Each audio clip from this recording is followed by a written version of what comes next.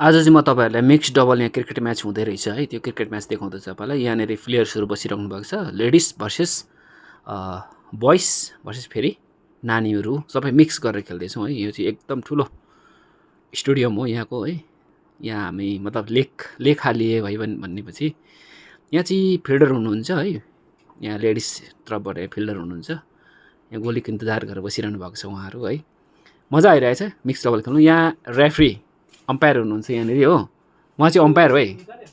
उहाँ चाहिँ अम्पायर हुनुहुन्छ हाम्रो है। यहाँ बल गर्नु हुँदैछ। यहाँ नानीले ब्याटले टाइममै हिर्काउनु भयो। एकदम रमाइलो म्याच भएको थियो यहाँनेरि। राम्रो चलिरहेछ म्याच हो।